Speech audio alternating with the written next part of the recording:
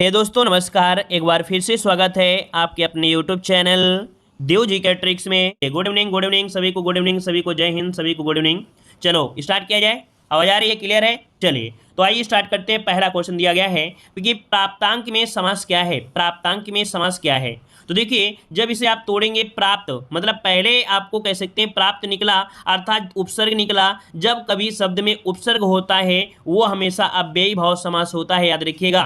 मतलब याद रखिएगा कि अव्ययी भाव समास का पहला पद क्या होता है? प्रधान होता है। जब पहला पद प्रधान है तो आपका अव्ययी भाव समास हो जाएगा। आगे बढ़ते हैं। क्वेश्चन दिया गया है त्रिफला में समास क्या हो जाएगा। चलिए, त्रिफला में समास क्या निकलेगा? तो देखो, तीन फलों का समाहार अर्थात ये संख्या को बता रहा है। जब संख्या होता है तो आपका द्विगु समास होता है। याद रखिए, संख्यावाची में द्विगु समास होता है। जैसे चौराहा हो गया, त्रिफला हो गया, है ना। और इसके बाद मान लीजिए नवरात्रि हो गई, मतलब जो संख्यावाची होती है, ठीक है, वो आपका द्विगु समास होता है। आगे बढ़ते हैं। क्वेश्चन दिया है निम्न में से कौन सा वर्णिक छंद है। याद रखिए, छंद में क्या होता है, कभी कभी आप मात्रा गिनते हैं, कभी कभी वर्ण गिनना पड़ता है। तो ये वर्णों की बात कर रहा है तो इंद वज्रा सवैया कवित्व में क्या होता है, वर्णों की गिनती होती है। अर्थात आपका आंसर हो जाएगा कौन सा? डी नंबर राइट हो जाएगा। क्लियर है? चलिए आगे बढ़ते हैं। क्वेश्चन दिया गया है कि कौन सा छंद 22 से 26 वर्ण और 4 चरणों वाला होता है।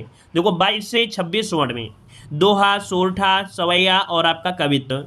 तो यहाँ पर वर्णों की बात भी कर दिया है, तो सिंपल से अगर थोड़ा सा लॉजिक लगाएंगे तो यहाँ पर आपका आंसर हो जाएगा कौन सा? सवैया। सवैया 22 से 26 वर्ण के बीच होता है, ठीक है, और 4 चरणों वाला होता है। ऑप्शन सी हो जाएगा।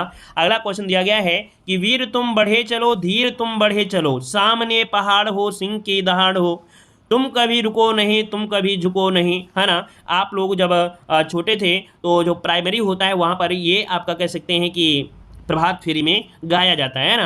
तो ये आपका है क्या? तो भाई यहाँ पर वीर रस है। क्या भाई? वीर रस है। ऑप्शन बनेगा सी नंबर, जिसका आया ऑप्शन सी बिल्कुल राइट हो जाएगा। आगे बढ़ते हैं। क्वेश्चन दिया है एक दंत में समास क्या है। एक दंत। अब यहाँ पर कहोगे कि सर संख्या दे रही है एक, तो भाई आपको बता दें जो भगवान होते हैं, आप सिंपल सी ये रट्टा मान लीजिए कि जब महापुरुष होता है वो कर्मधारय समास में मिलेगा 99%। जो भगवान होते हैं वो आपके बहुव्रीहि समास में निकलेंगे। एक दंत कहा किसे जाता है? एक दंत किसे कहते हैं? तो एक दंत कहते हैं आपके गणेश जी को। तो आपका आंसर हो जाएगा सी नंबर, बहुव्रीहि समास आपका हो जाएगा। क्लियर हो गया है? हाँ, अगर आपके दिमाग में ये आया है कि भगवान के साथ साथ आपके जो रावण थे, रावण के 10 सिर थे, तो दशानन में भी बहुव्रीहि समास होता है, तो याद रखिएगा कि उसके कुछ आपके ऐसे कर्म हो गए थे जिसकी वजह से वो भगवान नहीं बन पाया। लेकिन वास्तविकता देखा जाए जो वहाँ पर लोग थे उसे भगवान ही मानते थे। मतलब याद रखिए, जो विशेष वाले होते हैं वो हमेशा बहुव्रीहि समास में ही आते हैं, ठीक है, याद रखिएगा।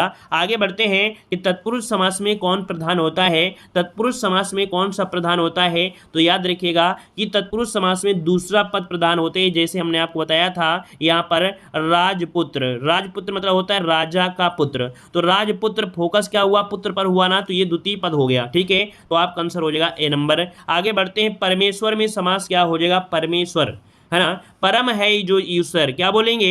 परम है जो ईश्वर, है ना। तो देखो, हमने बताया था है जो शब्द आपका लगा होता है, कभी कभी आपका समान लगा होता है, ठीक है ना, और आपका यहाँ पर महाशब्द लगा होता है। जब भी आपका रूपी शब्द मिल जाए, ये शब्द आपके मिल जाए, तो हमेशा आपको बताना है कर्मधारय समास, ठीक है ना। जैसे आपकी जैसे एक होता है कह सकते हैं रूपी अग्नि, ठीक है।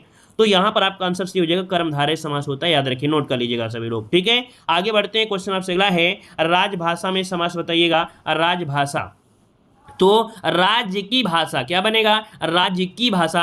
और यहाँ पर क्या लग गया है? यहाँ पर विभक्ति का प्रयोग हुआ है। और जब भी कभी विभक्ति का प्रयोग होता है वो आपका तत्पुरुष समास होता है, क्योंकि इसका द्वितीय पद ही क्या हो रहा है? प्रधान हो रहा है। क्लियर हुआ? इतना सब कुछ क्लियर हो गया है। अगला दिया रुपया पैसा में समास क्या है।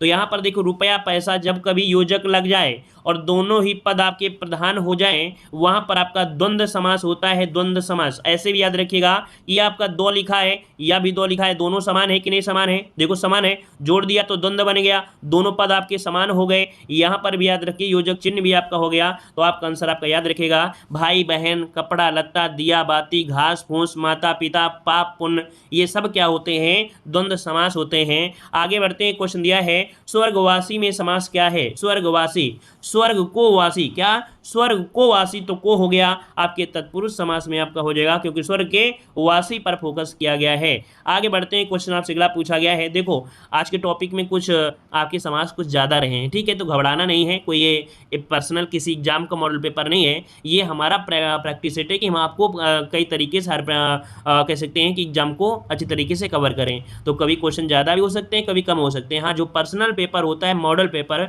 वो स्पेशल हम आपको करा देते हैं। मान लो अगर यूपीएसआई का पेपर है तो उसका अलग मॉडल पेपर होता है, जीडी का है तो अलग मॉडल पेपर होता है, लेखपाल का अलग मॉडल पेपर होता है, जितने जो सिलेबस होता है उस हिसाब से बनता है, ठीक है। तो चलिए यहाँ पर दिया है अध्ययन में कौन सी संधि है, अध्ययन में कौन सी संधि है, तो आपका जवाब दीजिए क्या हो जाएगा। तो देखिए यहाँ पर 12 नंबर में आपका आंसर हो जाएगा डी नंबर, यण संधि हो जाएगा, है ना। क्योंकि यहाँ पर देखो ये जो आपका आधा शब्द जुड़ा हुआ है ना या के साथ, तो हमने बताया था जब कभी भी या रा लावा के साथ जुड़ा हो आधा, वो आपका यण संधि ही होता है, ठीक है। आगे बढ़ते हैं, प्रत्येक का संधि विच्छेद क्या हो जाएगा, तो यहाँ पर देखो प्रतिधन एक क्या बनेगा, प्रतिधन एक निकलेगा। आपका आंसर यहाँ पर सही क्या बन जाएगा भाई, 13 नंबर में, तो 13 का ऑप्शन आ रहा है यहाँ पर बी नंबर, प्रतिधन एक ऑप्शन बी हो जाएगा। आगे बढ़ते हैं, टिकाऊ में प्रत्यय कौन सा है, टिकाऊ, है ना, टिकाऊ टिकाऊ आओ आओ निकल रहा है ना, तो ऑप्शन क्या हो जाएगा, डी नंबर हो जाएगा। आगे बढ़ते हैं, तैराक में कौन सा प्रत्यय है, तैराक में कौन सा प्रत्यय है बताइएगा, 15 नंबर में तैराक, आंख निकल रहा है कि नहीं निकल रहा है, निकल रहा है, ऑप्शन बी हो जाएगा। अगला है तिरस्कार का संधि विच्छेद क्या हो जाएगा, तिरस्कार में, तो देखो यहाँ पर आधा सा जुड़ा हुआ है कि नहीं जुड़ा हुआ है, जब आप तोड़ेंगे तो आधा सा हो जाएगा विसर्ग में, जब विसर्ग में हो जाएगा तो आपका बन जाएगा तीरा धनकार बन जाएगा, ये विसर्ग संधि है, याद रखिएगा विसर्ग संधि है, ऑप्शन बी बन जाएगा।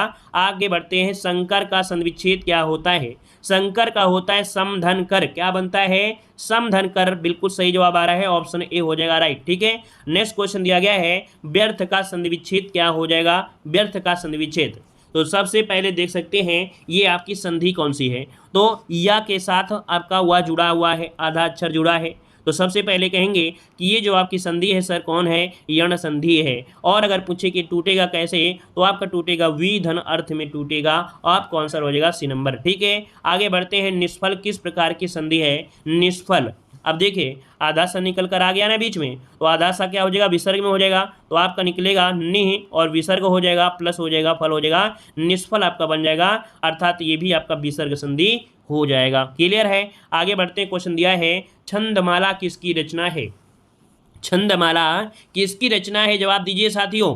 तो छंदमाला है आपके केशव दास जी की, किसकी है, केशव दास की, ऑप्शन सी नंबर राइट बनेगा। आगे बढ़ते हैं, गिराना किस प्रकार की क्रिया है, गिराना किस प्रकार की क्रिया है, यहाँ पर जवाब दीजिए। देखो गिरना नहीं है, गिराना, और जब गिराना है तो भाई नाम धातु क्यों लगा रहे हैं, यहाँ पर प्रेरणार्थक क्रिया हो जाएगी, आपका आंसर हो जाएगा कौन सा, सी नंबर हो जाएगा। हमने बताया था प्रेरणार्थक क्रिया आपकी दो प्रकार की होती है, गिराना गिरवाना, है ना। जब आना निकल के आता है ये प्रथम प्रेरणार्थक होती है, वाना जब आपका होता है वो द्वितीय प्रेरणार्थक क्रिया होती है। जैसे माता जी खाना बनाना और माता जी खाना बनवाना, तो बनाना मतलब माता जी बनाएंगी, बनवाना मतलब बहुरिया बनाएगी, समझ में आ गया ना, तो वो द्वितीय हो जाएगा, तो ऑप्शन आपका सी हो जाएगा। आगे बढ़ते हैं, क्वेश्चन आपसे अगला पूछा गया है, विशिष्ट का विपरीतार्थक शब्द क्या होता है, विशिष्ट है तो सामान्य हो जाएगा, ऑप्शन क्या हो जाएगा, बी नंबर। जो चीज में सोचना समझना नहीं है उसमें टाइम वेस्ट और मेमोरी को खपत नहीं करना है। साकार का विपरीत, साकार, साकार का हो जाएगा निराकार, ठीक है, साकार का निराकार, ऑप्शन आपका बी हो जाएगा। अगला क्वेश्चन दिया गया है, प्रत्येक वाक्य के नीचे 4 विकल्प दिए गए हैं, उनमें से कोई एक विकल्प शुद्ध होगा, उस शुद्ध का चयन करिएगा। इस लड़की ने दही गिरा दिया, दी, है ना, तो देखो क्या हो जाएगा, इस लड़की ने दही गिरा दिया, देखो पहला ही ऑप्शन आपको सही मिल गया है ना, तो आपका आंसर कौन हो जाएगा, ए नंबर। जब मिल गया है तो आगे बढ़ने की कोई जरूरत नहीं है। आंसू से आंचल भीग गई, तो भाई आंसुओं से आंचल भीग गया, क्या, आंसुओं से आंचल भीग गया है कहीं पर, तो पहला ही ऑप्शन हो जाएगा, ऑप्शन बन जाएगा आपका ए नंबर हो जाएगा, ठीक है। आगे बढ़ते हैं, क्वेश्चन आपसे अगला दिया गया है, भविष्य में होने वाला के लिए एक शब्द क्या हो जाएगा, भविष्य में होने वाला के लिए एक शब्द क्या होता है, चलिए 26 नंबर में, भविष्य के लिए याद रखिए भावी बोला जाता है, क्या, भावी बोलते हैं, ऑप्शन ए नंबर बनेगा, भविष्य में होने वाला।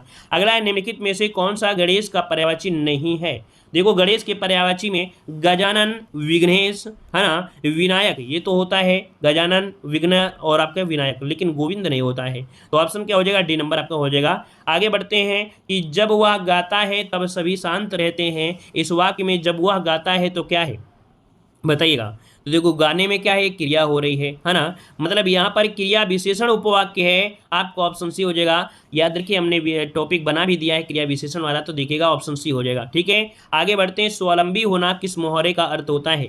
स्वावलंबी मतलब ये हो जाता है कि जब हम अपने पैरों पर खड़े हो जाते हैं, या अपने पैरों पर खड़ा होना स्वावलंबी होना। ऑप्शन क्या होगा? ए नंबर है, राइट हो जाएगा। ठीक है, आगे बढ़ते हैं। अनु उपसर्ग से निर्मित शब्द क्या है? अनु उपसर्ग से निर्मित शब्द क्या होता है? तो चलिए यहाँ पर देखो एक नॉर्मल सा दिया गया है, कौन सा? बी वाला, तो बिल्कुल इजी हो गया है क्योंकि और भी क्वेश्चन आपके ऑप्शन आपके डायरेक्ट दे दिया है अनु वाला। ठीक है, बी नंबर। आगे बढ़ते हैं, क्वेश्चन दिया है निम्नलिखित में से कौन सा विपरार्थ या विपरीतार्थक शब्दों का युग्म सही नहीं है? चलिए, सही नहीं है। उन्नति का दिया है पतन, मूर्त का अमूर्त, वक्र का ऋजु, अपेक्षा का अनिच्छा दिया गया है। अब आप बताइए, अपेक्षा का उपेक्षा होगा ना कि अनिच्छा होगा? ये गलत हो गया है। ठीक है, ऑप्शन क्या हो जाएगा आपका? डी नंबर राइट हो जाएगा। क्लियर है? चलिए आगे बढ़ते हैं। क्वेश्चन दिया गया है जो चित्त के साथ कार्यशील हो, जो चित्त के साथ कार्यशील हो उसके लिए क्या बोलते हैं? तो आपका आंसर क्या हो जाएगा? 32 का आंसर बनेगा ए नंबर है, दत्त चित्त बोला जाता है। क्या? दत्त चित्त बोला जाता है। ऑप्शन आपका बनेगा यहाँ पर ए नंबर राइट हो जाएगा। ठीक है, अगले क्वेश्चन की ओर आइए। क्वेश्चन दिया गया है निम्नलिखित में से किस शब्द का प्रयोग बहुवचन में नहीं होता है? बहुवचन में नहीं होता है। तो देखो चिड़िया, चिड़िया हो जाएगा, दर्शन साधु, लेकिन प्रत्येक, जो प्रत्येक है ये बहुवचन में प्रयोग नहीं होता है। ऑप्शन बी आपका राइट हो जाएगा, बी नंबर। अगला क्वेश्चन दिया है कि किस वाक्य में क्रिया वर्तमान काल में है? किस वाक्य में क्रिया वर्तमान काल में है? तो भाई ऑप्शन देखिएगा, ये था, ये तो गलत हो गया, ये भी गलत हो गया। अब यहाँ पर देखिए जाऊंगा, ये भविष्य में होगा, तो ऑप्शन भी हो जाएगा मोहन जा रहा है, ये वर्तमान काल का हो जाएगा, बी नंबर। ठीक है, अगला क्वेश्चन दिया है थोड़ा पानी देना। इस वाक्य में थोड़ा कैसा शब्द है? थोड़ा है क्या? थोड़ा, ज़्यादा, कम, ये शब्द क्या होते हैं? ये आपके क्या हो जाएंगे भाई? तो आपके विशेषण होते हैं। ऑप्शन बी नंबर राइट हो जाएगा। याद रखिए थोड़ा, कम, ज़्यादा, ये सब क्या होते हैं? विशेषण होते हैं। सरल विशेषण से भाववाचक संज्ञा निर्मित कीजिएगा। सरल विशेषण से भाववाचक संज्ञा क्या हो सकती है? तो सरल है और भाव के अनुसार अगर आप संज्ञा को कन्वर्ट करेंगे तो आपकी भाववाचक संज्ञा सरलता हो जाएगा। ऑप्शन क्या हो जाएगा? बी नंबर बनेगा भाई। जिसका जवाब बी आ रहा है उसी का राइट होगा। ठीक है, अगला क्वेश्चन दिया गया है कि किसी भाषा के बोलने तथा लिखने के नियमों की व्यवस्थित पद्धति क्या कहलाती है? बताइए, किसी भाषा के बोलने लिखने के नियमों की व्यवस्थित पद्धति क्या होती है? वाक्य, विचार, व्याकरण, साहित्य या परिष्करण, क्या बोलेंगे यहाँ पर? याद रखिए व्याकरण होता है, क्योंकि भाषा के बोलने लिखने के नियमों में जो व्यवस्थित पद्धति होती है वो व्याकरण होता है। ऑप्शन बनेगा बी नंबर। ठीक है, अगला क्वेश्चन दिया है गंगा चल में कौन सा समास है? गंगा चल, है ना। यहाँ पर बताइए क्या हो जाएगा? गंगा का आंचल, अर्थात यहाँ पर आपका आंसर हो जाएगा तत्पुरुष समास हो जाएगा, संबंध तत्पुरुष समास है। ऑप्शन ए नंबर आपका राइट बनेगा। ठीक है, अगला बताइएगा निम्न में से कौन संयुक्त स्वर का उदाहरण नहीं है? देखो हमने बताया था संयुक्त स्वर भी आपके 4 प्रकार के होते हैं, ए, ऐ, ओ, औ, ये 4 संयुक्त होते हैं आपके क्या स्वर होते हैं, और इसी प्रकार के 4 होते हैं आपके संयुक्त व्यंजन होते हैं, है ना। तो इस प्रकार से यहाँ पर देखो आपका जो बड़ा आ है ये संयुक्त स्वर आपका नहीं है, याद रखिएगा। ठीक है, डी नंबर हो जाएगा। अगला क्वेश्चन है कि वर्णों के मेल से जिन सार्थक वर्ण समूह या ध्वनि समूह की सृष्टि होती है उसे क्या कहते हैं? वर्णों के मेल से जिन सार्थक वर्ण समूह या ध्वनि समूह की सृष्टि होती है, उसका निर्माण होता है, उसे क्या कहा जाता है? तो आप बोलेंगे भाई वर्णों के मेल से आपका क्या बनेगा भाई? यहाँ पर शब्द का ही तो निर्माण होगा ना, तो आपका आंसर बी नंबर राइट हो जाएगा। ठीक है, अगला क्वेश्चन दिया गया है इनमें से कौन सा शब्द शुद्ध वर्तनी वाला है? शुद्ध वर्तनी वाला है, बताइएगा। पारगम में किसी प्रकार से लिखेंगे? पारगम में, चलिए पारगम में कौन सा आ रहा है? यहाँ पर देखिए ऑप्शन ए नंबर की ओर जाइएगा, पारगम ऑप्शन ए नंबर आपका राइट हो जाएगा। ठीक है, इस प्रकार से लिखा जाता है, याद रखिएगा। ठीक है, अगला हिंदी भाषा का कौन सा रूप मानक हिंदी के रूप में स्वीकार किया गया है? हिंदी भाषा का कौन सा रूप मानक हिंदी के रूप में स्वीकार किया गया है? पूर्वी हिंदी, पहाड़ी हिंदी, खड़ी बोली या पश्चिमी? तो मानक हिंदी में आता है आपकी खड़ी बोली, जिसका जवाब आ रहा है राइट आंसर आपका बनेगा यहाँ पर सी नंबर। ठीक है, आगे बढ़ते हैं। क्वेश्चन दिया है आलोचना का पर्यायवाची क्या होता है? आलोचना का पर्यायवाची क्या हो जाएगा? चलिए यहाँ पर दिया गया है सुलोचना, विवाद, समीक्षा या बाध्यता। तो भाई आलोचना करना, आलोचना में क्या हो जाएगा? यहाँ पर समीक्षा करना, क्या? उसकी समीक्षा करना। ऑप्शन आपका सी नंबर हो जाएगा। आगे बढ़ते हैं। क्वेश्चन दिया गया है कि कुश की नोक सी तीखी बुद्धि को क्या कहते हैं? कुश की नोक, मतलब कि कुश की नोक सी तीखी बुद्धि। तो यहाँ पर विद्वान तो होगा नहीं, विद्वान नहीं होगा, तो यहाँ पर कुशाग्र बुद्धि होगा, ऑप्शन सी होगा।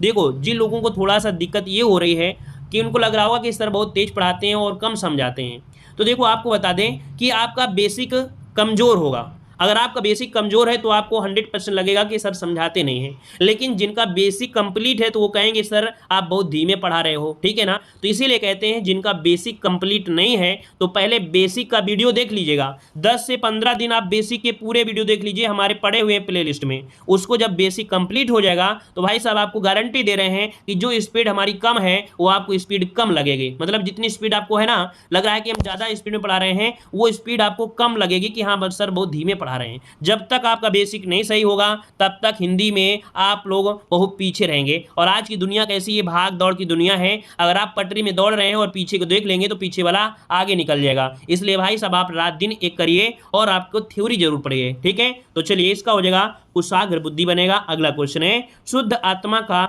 मनुष्य कहलाता है। शुद्ध आत्मा का मनुष्य, देखिए शुद्ध आत्मा का मनुष्य क्या होता है, इसे शुद्धोधन बोलते हैं, याद रखिए क्या शुद्ध आत्मा का मनुष्य होता है, शुद्धोधन को कहा जाता है। ऑप्शन डी हो जाएगा, शुद्धोधन हो जाएगा। अगला क्वेश्चन दिया गया है अभिजात्य का विलोम। अभिजात्य का विलोम, और अभिजात्य का हो जाता है यहाँ पर अकुलीन हो जाता है, ठीक है, अकुलीन हो जाएगा। यहाँ पर आंसर आपका सी नंबर राइट हो जाएगा, ठीक है। अगला क्वेश्चन दिया गया है अतिवृष्टि का विलोम। अति, अति मतलब ज्यादा, वृष्टि मतलब बारिश। जब ज्यादा बारिश होती है तो इसका विलोम क्या हो जाएगा, कम बारिश। मतलब यहाँ पर अतिवृष्टि का आपको याद रखिए अनावृष्टि हो जाता है अर्थात सूखा हो जाता है, ठीक है। आगे बढ़ते हैं, क्वेश्चन दिया है अभिशंसा में कौन सा उपसर्ग है।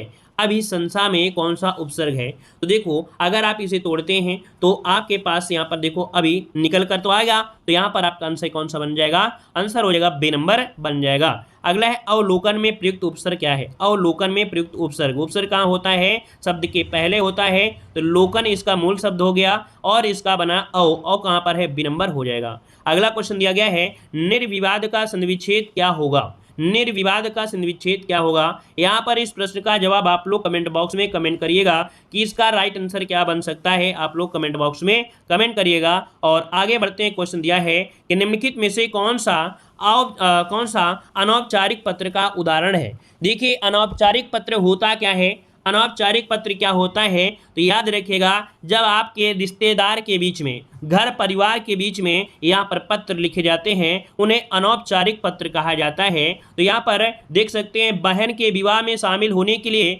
मित्र को लिखा गया जो पत्र होता है उसे अनौपचारिक पत्र कहते हैं। तो नोट कर लीजिएगा कि जो घर रिश्तेदार है ना इनको पत्र लिखे जाते हैं उन्हें अनौपचारिक कहते हैं, और एक पत्र होता है औपचारिक पत्र जो आपके कह सकते हैं प्रधानाचार्य कह सकते हैं अधिकारियों को, ऐसे में औपचारिक होते हैं, ठीक है। तो आपका आंसर बी हो गया। आगे बढ़ते हैं, क्वेश्चन आपसे अगला पूछा गया है छोटे संबंधियों को पत्र में संबोधन क्या लिखेंगे। अगर आप आपसे अगर छोटे हैं और अगर आप उसको पत्र लिखना चाहते हैं तो आप संबोधन में क्या लिखेंगे। यहाँ पर संबोधन में आप लिखेंगे चिरंजीव, क्या बोलेंगे, चिरंजीव लिखेंगे। आपका आंसर क्या हो जाएगा, ए नंबर हो जाएगा। मान लीजिए अपने माता जी को लिखेंगे तो क्या बोलेंगे, पूजनी, है ना। यहाँ पर आपका आंसर ये हो गया। अगला क्वेश्चन दिया है इनमें से कौन सा कार्यालय आदेश के गुण मूल गुण नहीं है। मतलब कार्यालय आदेश में कुछ आपके पॉइंट दिए होते हैं जिनके आपको फॉलो करना होता है। तो इनमें देखिएगा आपके जो ऑप्शन दिया गया कौन सा, आपका नापा तुला दिया गया है, ठीक है। फिर यहाँ पर दिया है नैर्व्यक्तिक दिया गया है, अनौपचारिकता, लेकिन जो बाहर भीतरी बातें हैं ये इसका मूल गुण नहीं होता है, ऑप्शन सी। अगला दिया गया है कि आयकर से माफी एवं पूर्ण मुक्ति के लिए किसे प्रार्थना पत्र लिखेंगे। अगर आपको आयकर से माफी चाहते हैं या पूर्ण मुक्ति चाहते हैं तो आप जो प्रार्थना पत्र लिखेंगे वो किसे लिखेंगे, ये लिखेंगे आयकर अधिकारी को तो लिखेंगे ना। तो आपका आंसर क्या बनेगा, ए नंबर राइट हो जाएगा। आगे बढ़ते हैं, क्वेश्चन दिया गया है कि मुख्य बिजली के बल्बों के आर्डर के निरस्तीकरण की सूचना देते हुए किसे पत्र लिखेंगे। आपने बिजली के बल्ब का आर्डर कर दिया है और वही आर्डर आपको कैंसिल कराना है, तो याद रखिए अब तो आपका डिजिटल जमाना है, आप सीधा ऐप में गए या उसकी साइड में गए, आपने बोल दिया हमें नहीं चाहिए, आपने कैंसिल कर दिया। लेकिन वहाँ पर पत्र लिखने वाली समय की बात हो रही है तो वहाँ पर क्या होता है, आपको आंसर ये हो जाएगा संभरक, अर्थात संभरक अधिकारी को ये पत्र लिखना पड़ेगा, उससे हम लोग बोलते हैं संभरक कहते हैं, ठीक है। आगे बढ़ते हैं, क्वेश्चन दिया गया है, कह रहे कार्यालय आदेश किसके लिए निकाले गए आदेशों की सूची होती है। कार्यालय आदेश किसके लिए निकाले गए आदेशों की सूची होती है या सूचना होता है। सूचना, कार्यालय आदेश किसके लिए निकाले गए आदेशों की सूचना है। ये होती है आपकी कार्यालय की भी, मतलब मंत्रालय की भी, संबंध विभाग प्रभाग की भी, अनुभव की भी, मतलब यहाँ पर सभी विकल्प आपके सही हैं। ठीक है, 6 का ऑप्शन आपका बनेगा डी नंबर। अगला है कि अपने कार्यालय से अनुभव प्रमाण पत्र लेने के लिए किसे आप आवेदन पत्र लिखेंगे। अगर अपने कार्यालय से अनुभव प्रमाण पत्र लेना है, अर्थात अनुभव प्रमाण पत्र ये हुआ कि आपका जैसे आपने एक्सपीरियंस सर्टिफिकेट जिसे बोलते हैं, भाई किसी कंपनी में आपने जॉब किया, 1 साल तक आपने जो परफॉर्मेंस दिया, अब दूसरी कंपनी में जाओगे तो आपसे पूछा जाएगा ना कि क्या है आपके पास सबूत, तो वही आपका जो अनुभव प्रमाण पत्र होता है, तो यह ऑप्शन हो जाता है व्यवस्थापक महोदय से लिया जाता है। किससे? याद रखिए, अपने कार्यालय से अनुभव प्रमाण पत्र लेना है तो आप आवेदन पत्र लिखेंगे किसे, तो व्यवस्थापक महोदय को लिखेंगे। ऑप्शन आपका सी हो जाएगा। अगला है औपचारिक पत्र में इनमें से कौन सा विकल्प नहीं होगा। देखिए, औपचारिक पत्र में क्या होता है, विषय भी होता है, पता होता है, दिनांक होता है, लेकिन अभिवादन नहीं होता है। मतलब भाई आपके अधिकारी तो उनके पैर छूने आप नहीं जाएंगे, आप उनसे कह सकते हैं महोदय श्री ऐसे बोल सकते हैं, लेकिन अभिवादन शब्द आपका उनके लिए प्रयोग नहीं होता है। आईएमपी क्वेश्चन नोट कर लीजिएगा। ठीक है, औपचारिक पत्र जो होता है उसमें अभिवादन नहीं होता है। अगला है दैनिक जागरण में संवाददाता के पद के लिए किसे आवेदन पत्र लिखेंगे। दैनिक जागरण में अगर आप संवाददाता के लिए पद के लिए अगर आपको आवेदन करना है तो आप किसे पत्र लिखेंगे। तो यहाँ पर देखिए संपादक, भाई संपादक के महोदय के लिखेंगे ना, तो आप आंसर क्या होगा भाई, सी नंबर जो लिख दे हैं आप आंसर सी हो जाएगा। अगला क्वेश्चन दिया गया है कि बस स्टैंड के पास आवारा लड़कों के व्यवहार को बताते हुए तथा उनके खिलाफ छेड़खानी के विरुद्ध एफआईआर दर्ज करवाने के लिए किसे आवेदन पत्र लिखेंगे। तो आप बताइए, अधिकारी को लिखेंगे क्या, किसे लिखेंगे। तो आपके थाना अध्यक्ष जो महोदय होंगे उस एरिया के जो थाना अध्यक्ष महोदय हैं उसी को तो लिखेंगे ना। तो आपका आंसर क्या होगा, सी नंबर राइट हो जाएगा। तो इस प्रकार से टेस्ट आपका कंप्लीट होते हैं। तो आज की क्लास यहीं रखते हैं। वीडियो पसंद आया है तो वीडियो को लाइक करिएगा, चैनल को सब्सक्राइब करिएगा। ठीक है, और भाई अपने दोस्तों को भी, रिश्तेदारों को वीडियो शेयर